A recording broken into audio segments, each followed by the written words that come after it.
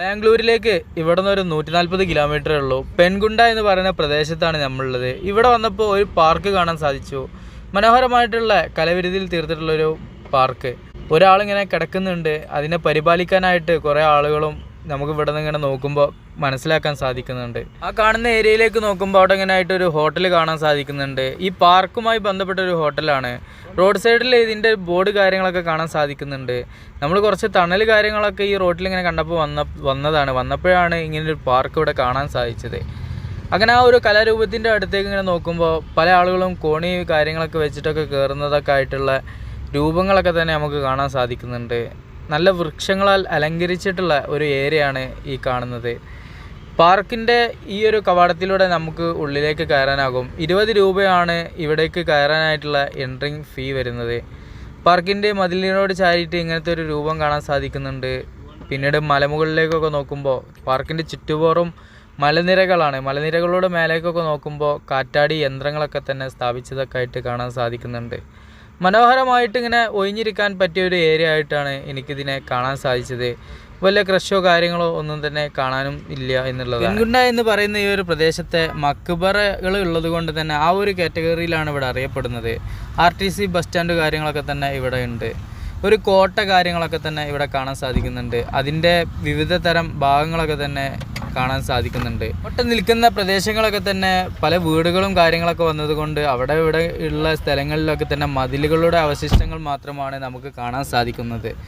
അങ്ങനെ നമ്മൾ ഈ ഒരു പാർക്കിലേക്ക് വന്നപ്പോൾ കുട്ടികൾക്കൊക്കെ കളിക്കാനായിട്ടുള്ള ഒരുപാട് സ്പേസസ് നമുക്കിവിടെ കാണാൻ സാധിക്കുന്നുണ്ട്. ആ കിടക്കുന്ന മനുഷ്യരൂപത്തിൻ്റെ കാൽഭാഗത്തായിട്ടൊരു കവാടം കാണാൻ സാധിക്കുന്നുണ്ട്. അങ്ങനെ നമ്മൾ കുറച്ച് മുന്നിലേക്ക് പോയപ്പോൾ ദേവീദേവന്മാരുടെ ഒരുപാട് കലവിരുതിയിൽ തീർത്തിട്ടുള്ള കല്ലിൽ കൊത്തിവെച്ച സംഭവങ്ങളൊക്കെ തന്നെ നമുക്ക് കാണാൻ സാധിക്കുന്നുണ്ട്. ഊഞ്ഞാലാടാനായിട്ട് ഉണ്ടാക്കി വെച്ചതാണെന്ന് തോന്നുന്നുണ്ട്. ആ ഒരു നിർമ്മിതിയിൽ ഒരു ഊഞ്ഞാലയും തൂങ്ങിക്കൊണ്ടിരിക്കുന്നുണ്ട്. അങ്ങനെ നമ്മൾ മുന്നിലേക്ക് പോകുമ്പോൾ ഇതുപോലത്തെ ഒരു ഒട്ടകത്തെ കാണാൻ സാധിക്കുന്നുണ്ട്. അഫ്താബ് അതിനെ നോക്കി ഇങ്ങനെ അത്ഭുതത്തോടെ നോക്കി നിൽക്കുകയാണ്.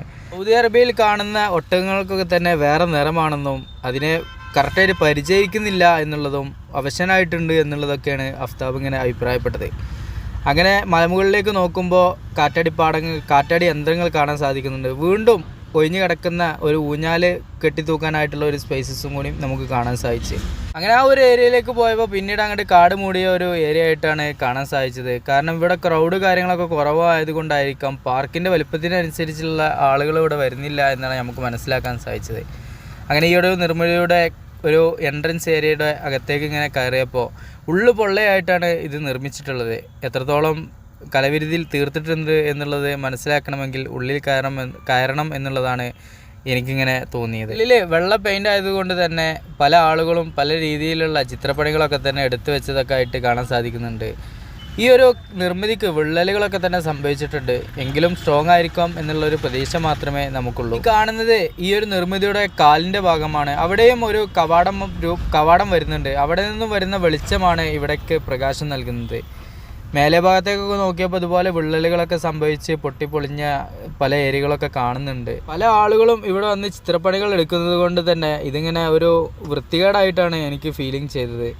ഇത് നിരീക്ഷിക്കാൻ വരുന്ന പുറമേ നിന്നുള്ള ആളുകൾക്കൊക്കെ ഇത്തരം പ്രവർത്തനങ്ങൾ ബുദ്ധിമുട്ടുണ്ടാക്കും എന്നുള്ളതാണ് എനിക്കും മനസ്സിലാക്കാൻ സാധിച്ചത്. പുറത്തേക്ക് ഇറങ്ങിയ നമ്മൾ തലയിരിക്കുന്ന ഭാഗത്തേക്കാണ് ചെന്നത്. അപ്പോൾ അടുത്ത് നിന്ന് നോക്കുമ്പോൾ ഇതുപോലത്തെ ആളുകൾ പരിചരിക്കുന്ന വിവിധതരം ആളുകൾ വിവിധതരം പ്രവർത്തനങ്ങളിൽ പരിചരിക്കുന്നതൊക്കെ ആയിട്ട് കാണാൻ സാധിക്കുന്നുണ്ട്. ഇതിനെക്കുറിച്ച് കൂടുതൽ അറിയാവുന്നവർ കമൻറ്റിലൂടെ നിങ്ങളെ അഭിപ്രായങ്ങളൊക്കെ അറിയിക്കണം. കാരണം നമുക്ക് ഈ ഒരു രൂപത്തെയും ഇതുമായി ബന്ധപ്പെട്ട വിശേഷണങ്ങളും കഥകളൊന്നും തന്നെ അറിയാത്തത് കൊണ്ടാണ് കൂടുതൽ ഡീറ്റെയിൽ ആയിട്ട് ഈ വ്യക്തിയുടെ പേര് കാര്യങ്ങളൊന്നും പറഞ്ഞിട്ട് നമ്മൾ പ്രസൻറ്റേഷൻ ചെയ്യാത്തത്. പെൻകുണ്ട എന്ന് പറയുന്ന പ്രദേശത്തായിട്ടാണ് ഈ ഒരു പാർക്ക് വരുന്നത്. ഇവിടെ നിന്നും 20 കിലോമീറ്റർ മാറിക്കഴിഞ്ഞാൽ കിയയുടെ ഇന്ത്യയിലെ ഏക മാനുഫാക്ചറിങ് യൂണിറ്റ് നമുക്ക് കാണാൻ സാധിക്കും. എല്ലാവരും കിയയുടെ ഷോറൂം കണ്ടിട്ടുണ്ടെങ്കിലും മാനുഫാക്ചറിങ് യൂണിറ്റ് ആരും കണ്ടിട്ടുണ്ടാവില്ല. ബാംഗ്ലൂരിൽ നിന്ന് 140 കിലോമീറ്റർ മാറിയിട്ടാണ് ഈ ഒരു കിയയുടെ ഷോറൂം അല്ലെങ്കിൽ നിർമ്മാണ യൂണിറ്റ് വരുന്നത്. ഇന്ത്യയിലെ ഏക യൂണിറ്റ് ആയിട്ടുള്ള ഈ ഒരു സ്ഥലം ബാംഗ്ലൂരൊക്കെ വരുന്ന ആളുകൾ കാണണം എന്നുള്ളതാണ് എനിക്ക് അഭിപ്രായപ്പെടാനുള്ളത്.